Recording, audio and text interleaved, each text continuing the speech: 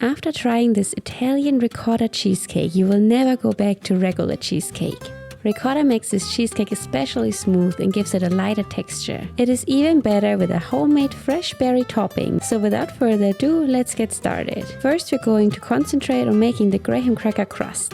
For that, we need to crush up 2 cups of graham crackers, which is about 2 packages of cookies. I like to use a food processor for that to get really small crumbs. Or you can opt for a Ziploc bag and rolling pin, which requires more muscle strength but works just as good.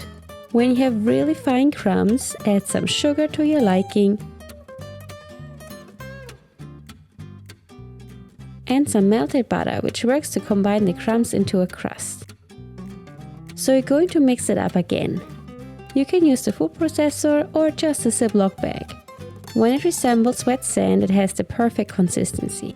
To check, you can just take some into your hand and press it down. If it stays together, it is ready. So we're gonna use a cheesecake pan. You can use a springform pan if you want to, just not a regular cake pan, as it is almost impossible to remove the cheesecake after baking, in one piece at least. Spray the pan with baking oil all around, then line it with a parchment paper round, which makes it easier to remove the cheesecake. When the baking pan is prepared, fill in the cookie crumb mixture. I like to use a spatula to spread it out first, and then use a cup with a flat surface to press it down in one even layer. Once you're satisfied with your crust, we're going to bake it at 350 degrees Fahrenheit for about 10 minutes and let it cool afterwards. Then let's make the cheesecake filling. For that we need softened cream cheese, and we need 3 packages of it. I like to soften my cream cheese with hot water so it gets super soft and easier to work with. Add some all-purpose flour to stiffen it up, just to give it a thicker consistency. And then add about a cup of sugar. You can add more or less to your preference. Always add some vanilla. And then just start mixing it with a hand mixer on the lowest setting. You can see how it flies everywhere, but after 2 to 3 minutes it becomes soft and smooth like this. When you see no more lumps, you can add the ricotta cheese. It is best if it is at room temperature, so everything mixed well together.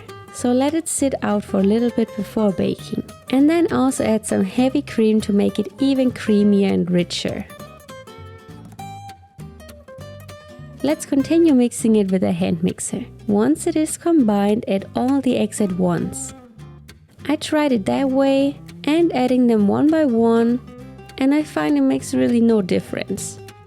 Just make sure you always mix at the lowest setting and you don't overmix it. When it is all smooth like this, you can set the cheesecake batter aside and bring in the cooled crust. I like to grease the cheesecake pan with melted butter before adding the filling for an easy release after baking, but that's just me. Then fill it with all the batter all the way up to the rim.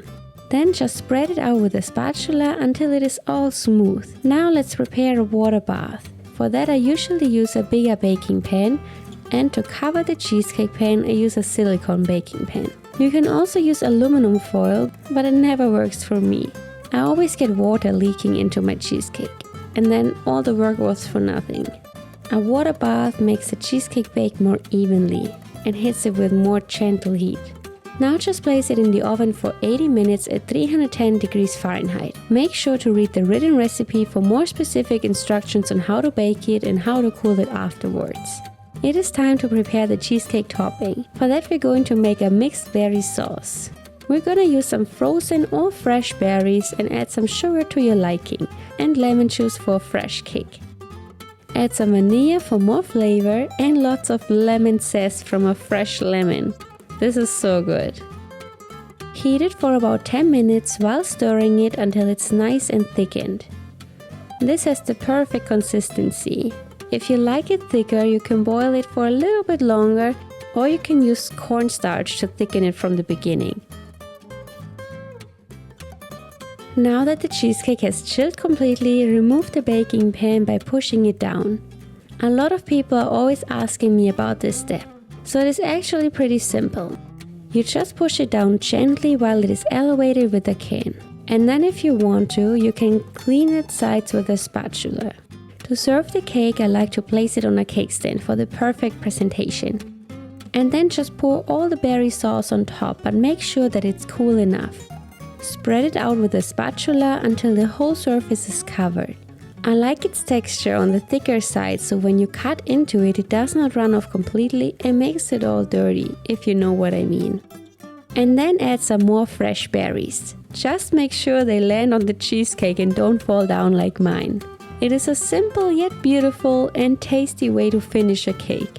And that is it. This is my take on an Italian ricotta cheesecake with a fresh berry topping. I really hope you like this recipe. Trust me, it tastes as delicious as it looks. Give me a thumbs up and leave a comment down below if you have any questions, feedback, or just want to say hello. The full recipe is linked in the description. Enjoy!